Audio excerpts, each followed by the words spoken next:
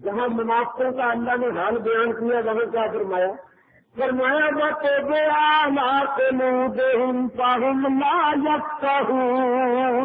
اللہ نے ان کے دلوں پر مور لگا دی ہے، اب وہ سمجھتے ہی نہیں ہے، کتنا سمجھاؤ کتنی دلیلیں پیش کرو بالکل نہیں سمجھ سکتے، کیونکہ مور لگ گئی، دل میں تالا لگ گیا، میاں جب لاک ہی لگ گیا تو تالا کھلے تو اندر کچھ جائے، جب دروازہ بھی بند ہے تو اندر کیا جائے گا؟ بولو دروازہ بند ہے تو کوئی اندر جائے گا؟ دروازہ کھلے تو کوئی اندر جائے، اور دروازہ اس وقت کھلے گا جب تالا ٹوٹے گا، تو رب نے تو لگا دیے تالے۔ تو بولو حضور کے زمانے میں جو منافق تھے وہ کلمہ پڑھتے تھے یا نہیں؟ بتاؤ، کلمہ بھی پڑھتے، نمازیں بھی پڑھتے، روزے بھی رکھتے، ان کی مسجد بھی تھی، الگ مسجد بنائی تھی، نماز روزے سے بڑے پابند تھے، اور وہ تبلیغ بھی کرتے تھے، ٹولیوں کی ٹولیاں نکلتے، یہ میں نہیں کہتا، قرآن پڑھ کے دیکھو، پہلے ہی کہا اللہ تعالیٰ ارشاد فرماتا ہے وَإِذَا قِيلَ لَهُمْ لَا تُفْسِدُوا فِي الْأَرْضِ، جب ان منافقوں سے کہا جاتا کہ ملک میں زمین میں فتنہ نہ پھیلاؤ، لوگوں کے عقیدے خراب نہ کرو، ان کو مسلک کے حق سے نہ ہٹاؤ، قَالُوا إِنَّمَا نَحْنُ مُصْلِحُونَ،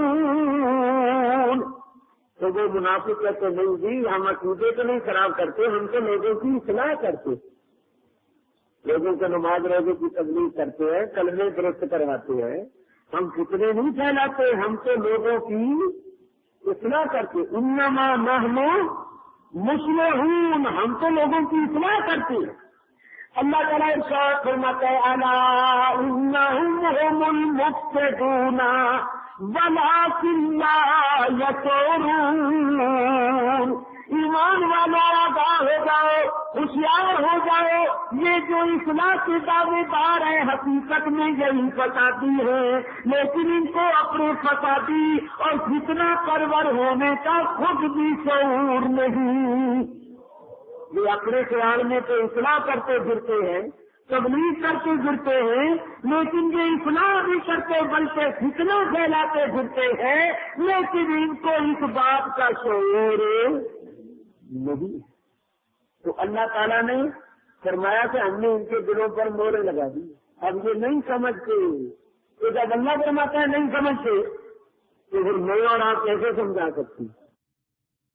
کھانے لگے ہوئے، مورے لگی ہوئی، سمجھ ہی نہیں سکتے، سارا زور لگاؤ کتنی حدیثیں آئے کہ کوئی کہیں گے نہیں مانو، وجہ کیا؟ ان میں کوئی چیز اثر نہیں کرے گی، تالا لگا ہوا بند ہے معاملہ۔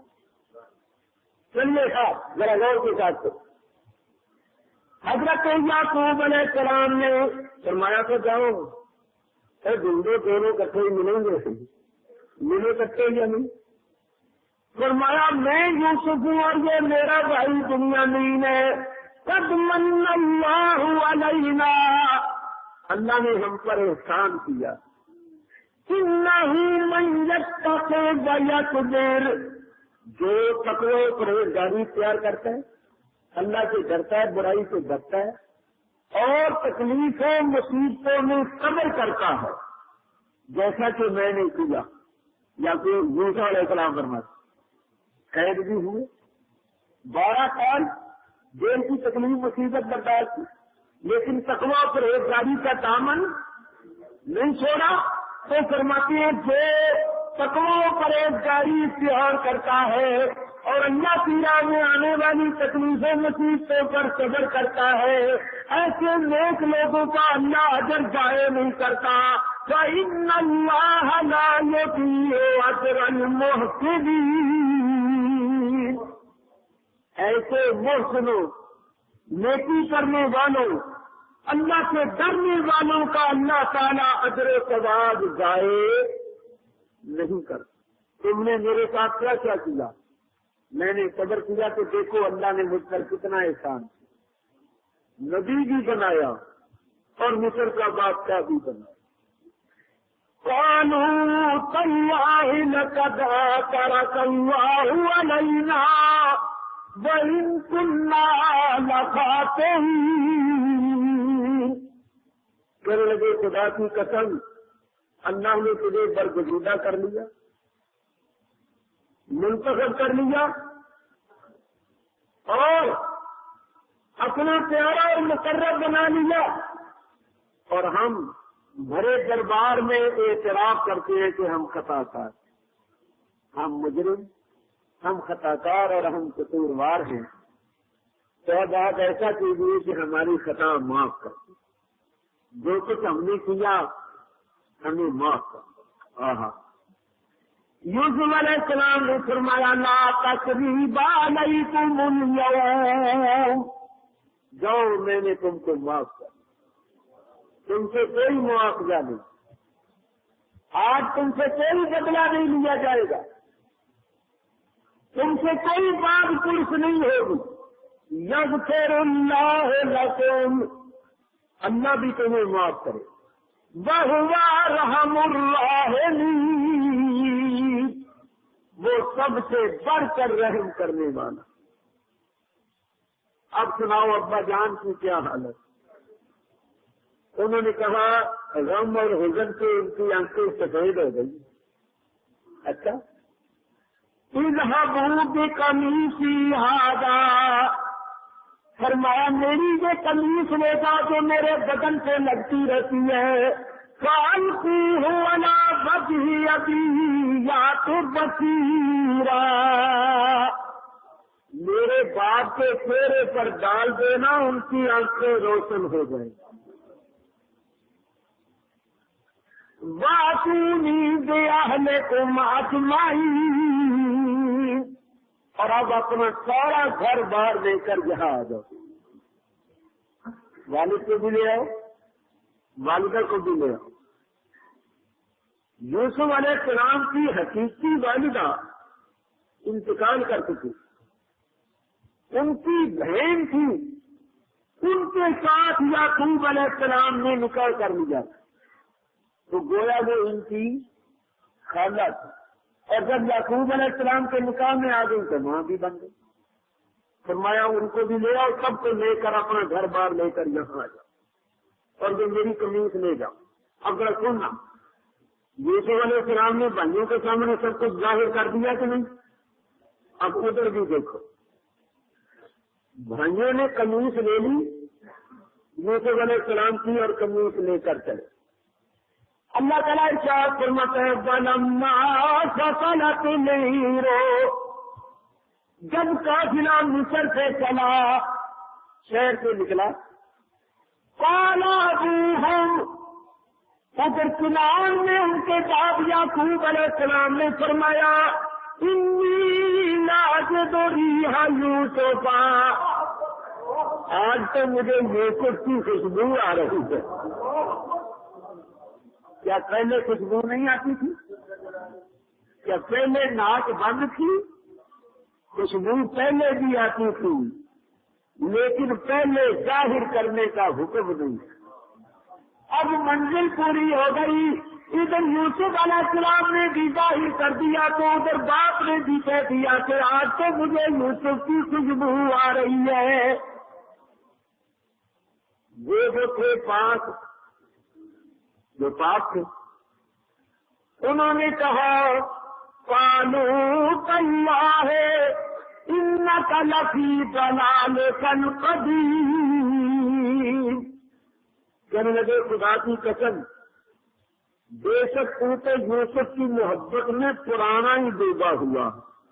اب یہاں میں نے ایک مسئلہ کرنا ہے بڑا اہم۔ یہ کہنے والے کون تھے؟ یہ بیٹے تھے، وہ بیٹے جو یعقوب علیہ السلام کے پاس رہے تھے اور یوسف علیہ السلام کے پاس نہیں آئے، تیسری مرتبہ سارے نہیں آئے، چند آئے اور چند باپ کے پاس رہے۔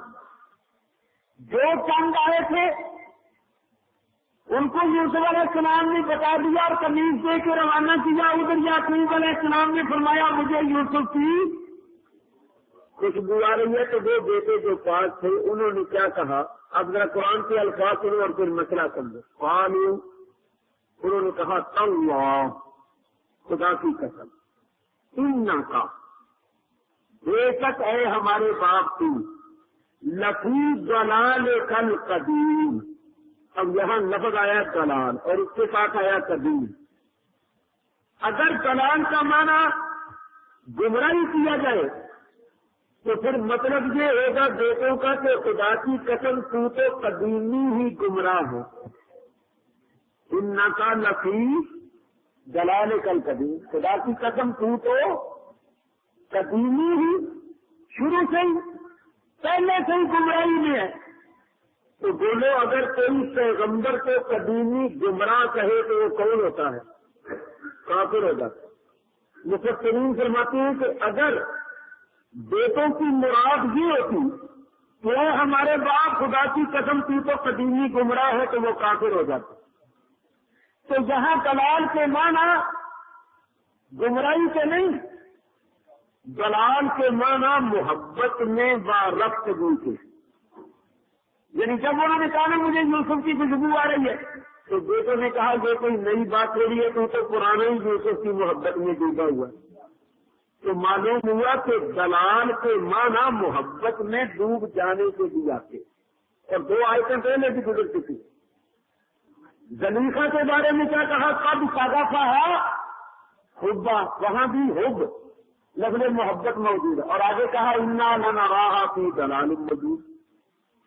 یعقوب علیہ السلام کے بارے میں پہلے بیٹوں نے کیا کہا؟ احب الی ابینا منا ونحن عصبہ انا ابانا لفی ضلال مبین. 3 جگہ پر لفظ ضلال آیا اور اس کے ساتھ محبت کا لفظ آیا.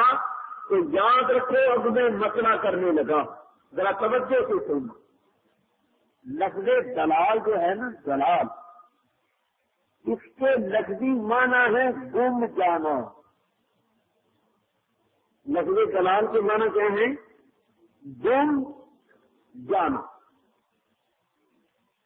عرب کے لوگ کہتے ہیں ضل الماء فی اللبن،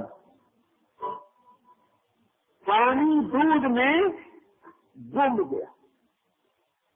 پانی جب دودھ میں مل گیا تو عرب والے کیا کہتے ہیں کہ پانی دودھ میں گم گیا، مل گیا یعنی دلال ہو گیا.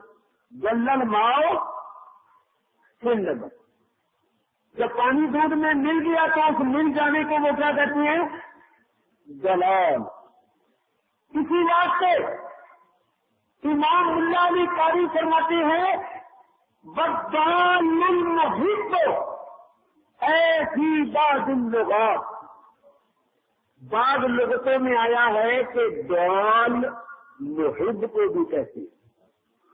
محب ابھی میں مسئلہ کر رہا ہوں، ذرا غور سے سننا. لفظ دلال کے اصل معنی گم جانا. ایک اور دلیل قرآن سے پیش کر کے پھر مسئلہ آپ کروں.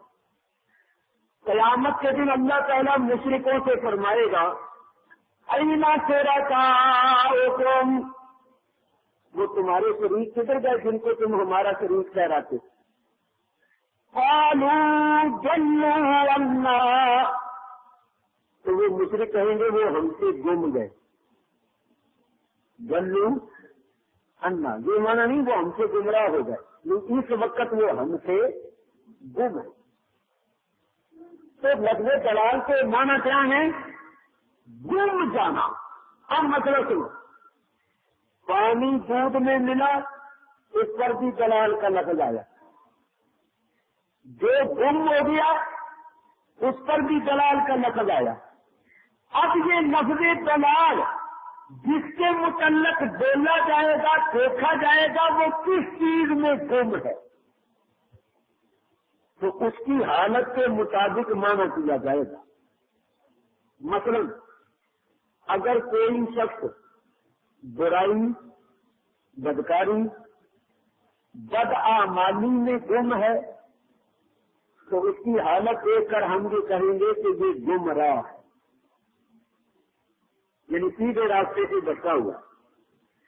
اگر کوئی شخص بد اعتقادی، کفر، شرک میں گم ہے تو اس کی حالت دیکھ کر ہم یہ کہیں گے کہ یہ کفر شرک میں گم ہے. اور اگر کسی کی محبت میں کوئی بار رکھتا ہے کسی کے عشق میں لہو مستغرق ہے تو اس کی حالت دیکھ کر ہم یہ کہیں گے کہ یہ اس کو محبت میں گم ہے.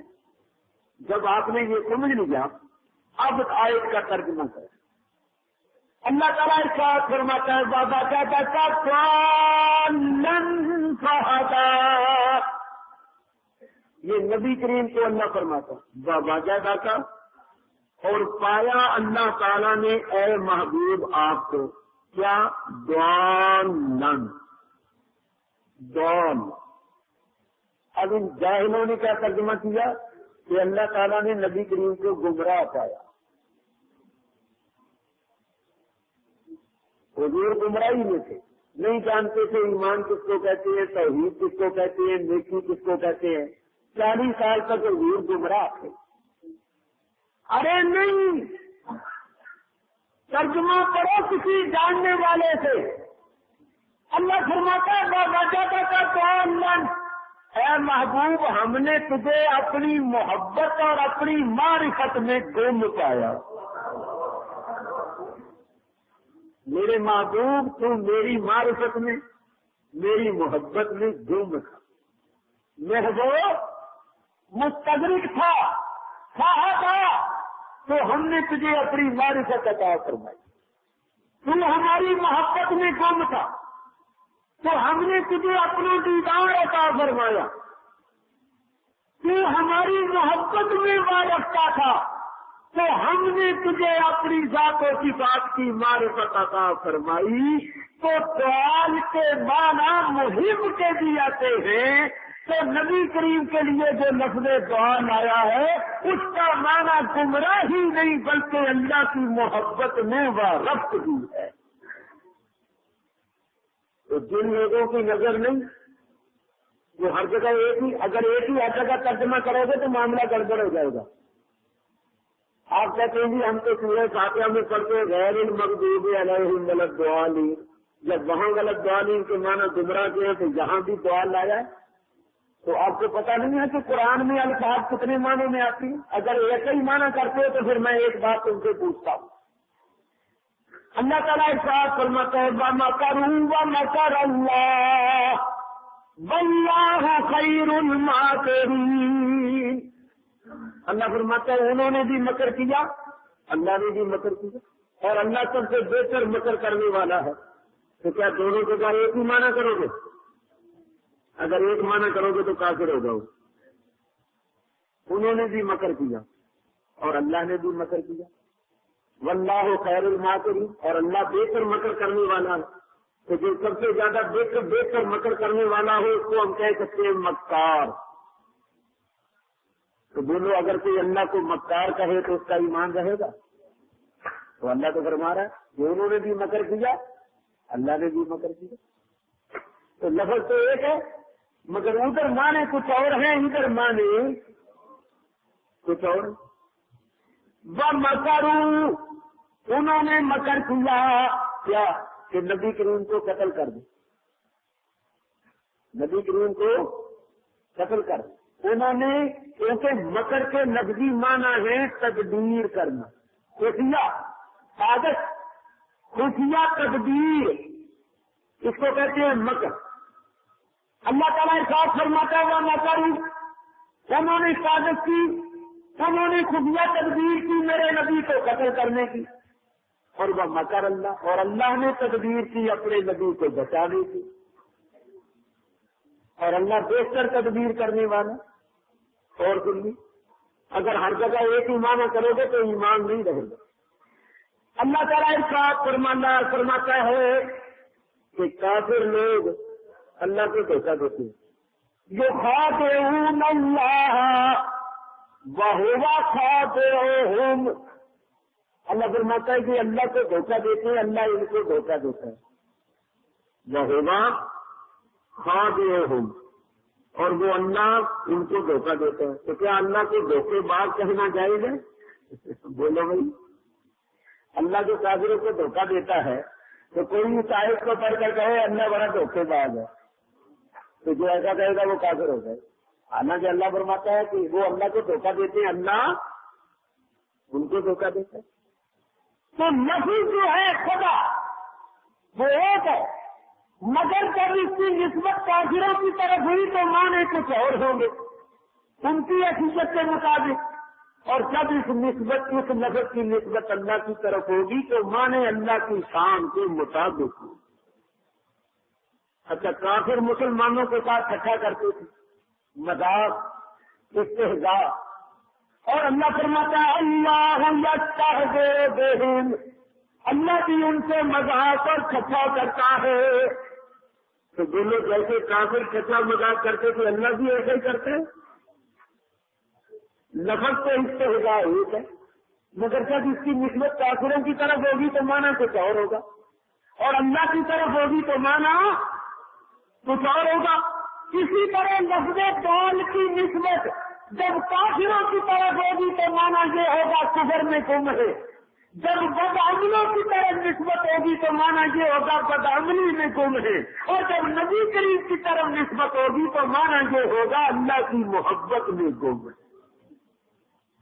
تو ہر جگہ ایک ہی معنی نہیں ہوتے، مگر یہ تو کوئی عالم سمجھائے، کوئی محقق جس کی تفسیر پر نظر ہو، وہ جانتا ہو کہ ایک لفظ کتنے معنوں میں آتا ہے، اور جہاں کون سے معنی ہیں وہاں کون سے معنی کب پتہ چلے گا۔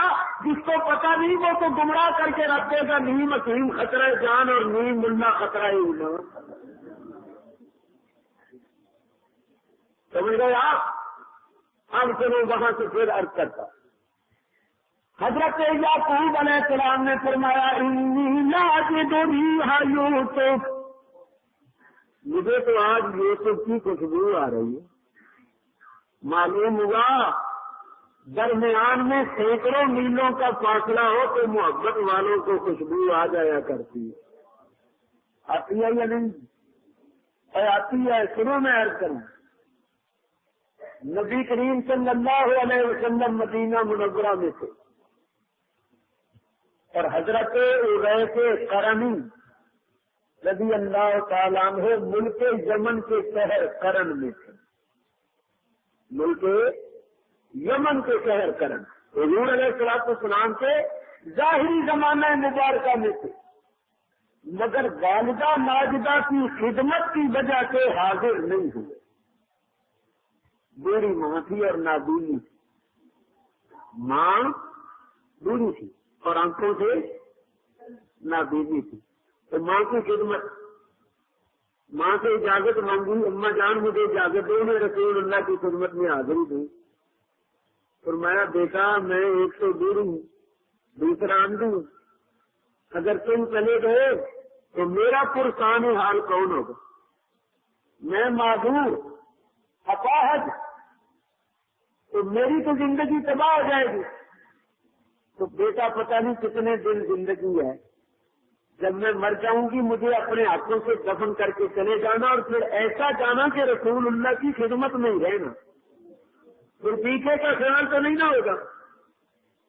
ماں کی خدمت میں لگے رہے اور حضور کی بارگاہ میں حاضر نہیں ہوئے، یہاں تک کہ حضور علیہ السلام کا وصال مبارک ہو گیا۔ حضور نے بھی یہ نہیں فرمایا کہ ان کو چاہیے تھا کہ میری خدمت میں آتے، ماں کی خدمت کو انہوں نے ترجیح دی، میری زیارت کا خیال نہیں کیا۔ حضور نے یہ نہیں فرمایا، اس سے اندازہ کرو کہ ماں کی خدمت کتنی اہمیت رکھتی۔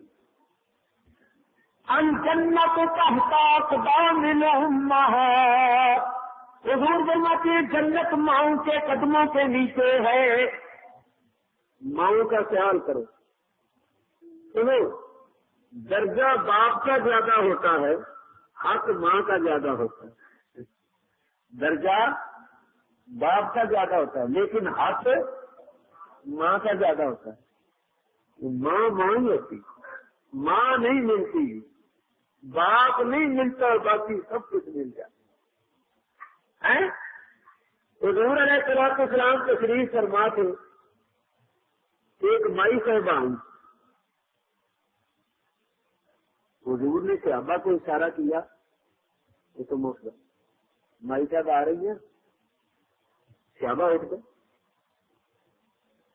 جب مائی صاحبہ قریب آئی تو نبی کریم علیہ السلام نے اٹھ کر استقبال کیا اور اپنی چادر مبارک اتار کر مائی صاحبہ کے لیے بچھا دی. مائی کو اپنی چادر پر بچھایا اور وہ چادر جس کے اللہ قرآن میں ذکر فرماتا ہے یا ایھا المدثر، اے چادر کا جرمٹ مارنے والے، اور مدثر کی چادر نبی کریم نے اس مائی کے واسطے بچھا دی. کچھ دیر تک باتیں کرتے رہے، پھر گھر لے گئے. گھر میں جا کر بڑی خدمت کی، 40 بکریاں دی، ایک اونٹ ساز و سامان کا بھر کر، تحفے تحائف کا اونٹ بھر کر دیا اور دور تک چھوڑنے کے لیے گئے. رخصت کر کے جب واپس آئے، صحابہ نے عرض کیا یا رسول اللہ یہ خوش نصیب مائی کون تھی؟ حضور نے اٹھ کر استقبال کیا، اپنی چادر مبارک بچھائی اور اوپر بٹھایا، گھر میں جا کر خدمت کی، 40 بکریاں دی، سامان کا بھر کر اونٹ دیا، دور تک چھوڑنے کے لیے گئے. یہ خوش نصیب مائی کون تھی؟ فرمایا میرے صحابیوں تم نہیں جانتے ہو، یہ میری دائی حلیمہ تھی. اور جو اپنی دائی حلیمہ کی اتنی خدمت کرتی ہیں، اتنا احترام کرتی ہیں، اگر حقیقی ماں ہوتی تو کتنا احترام کرتے. اب میں تمہیں کیا بتاؤں، کلیجہ منہ کو آتا ہے. پوچھے ان سے، پوچھنا جن کو تم مولوی سمجھتے ہو، جن کو تم اپنا رہنما سمجھتے ہو، ان سے پوچھو. یہ کہتے ہیں حضور کے ماں باپ مشرک تھے. معاذ اللہ، توبہ توبہ. یہ کہتے ہیں حضور کے ماں باپ دوزخ میں. ان لوگوں کو حیا نہیں آتی، یہ اللہ سے ڈرتے نہیں ہیں، یہ سمجھتے نہیں کہ کس کے ماں باپ کا مسئلہ ہے. یہ میرے تمہارے ماں باپ کا مسئلہ نہیں، مصطفیٰ کے ماں باپ کا مسئلہ ہے.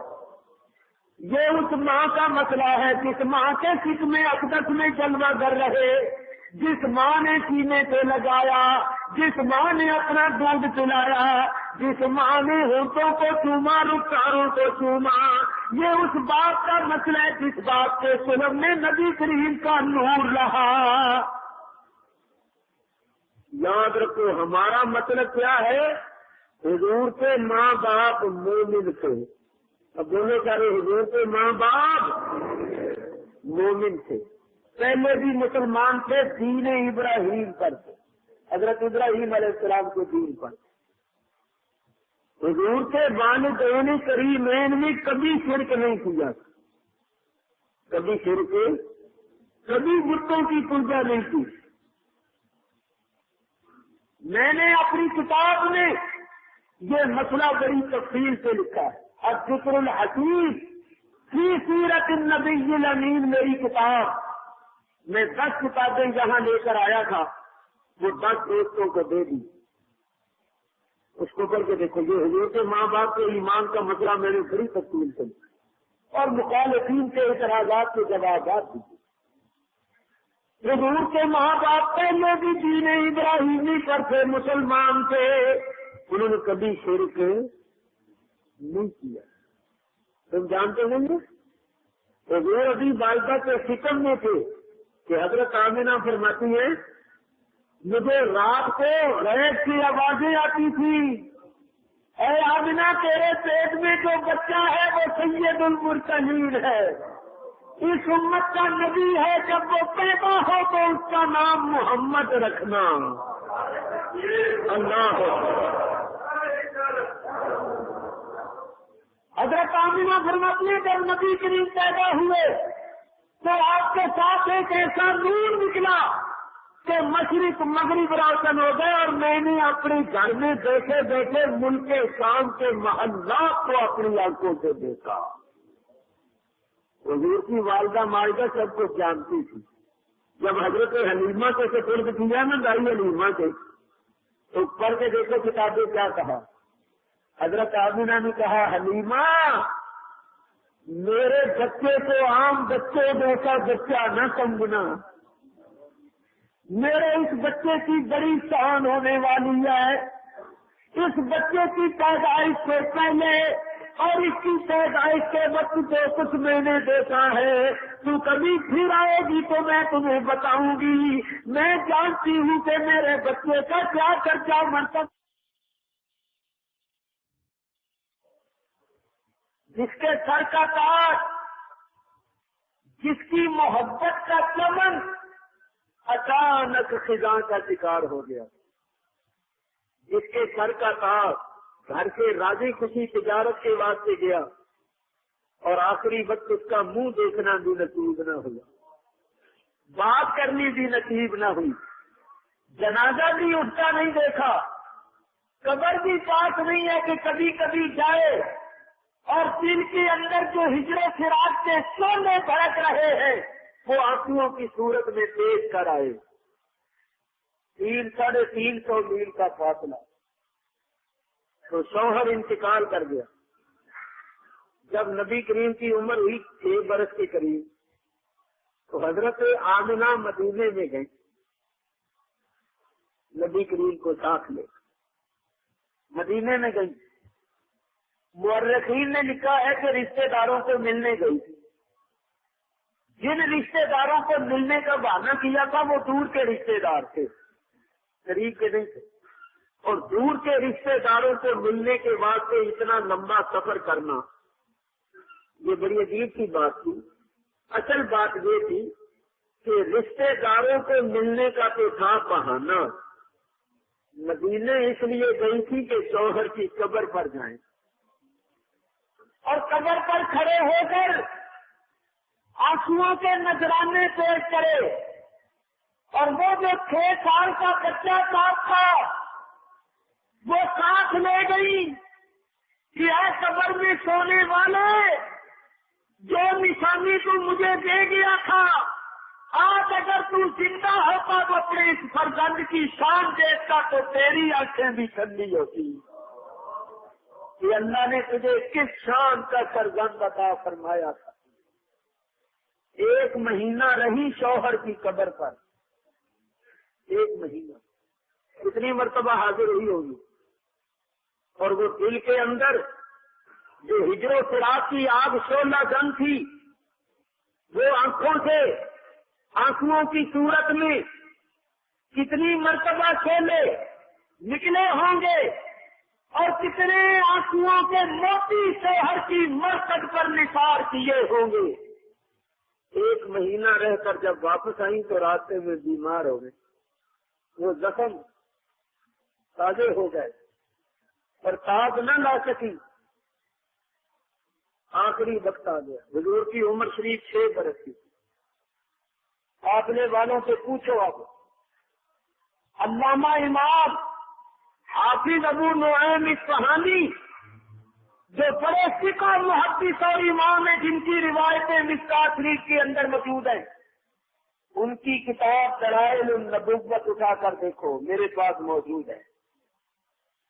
6 برس کی عمر تھی حضور کی، حضرت آمنہ کا آخری وقت تھا، مکے اور مدینے کے راستے میں بیمار ہو گئی، قافلے کے ساتھ آ رہی،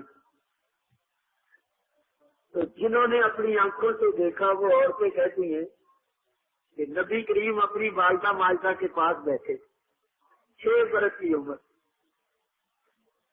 حضرت آمنہ کا آخری وقت تھا، اپنے بیٹے کو بلایا، حضرت محمد کو بلایا اور سینے پر سلایا، اپنے سینے پر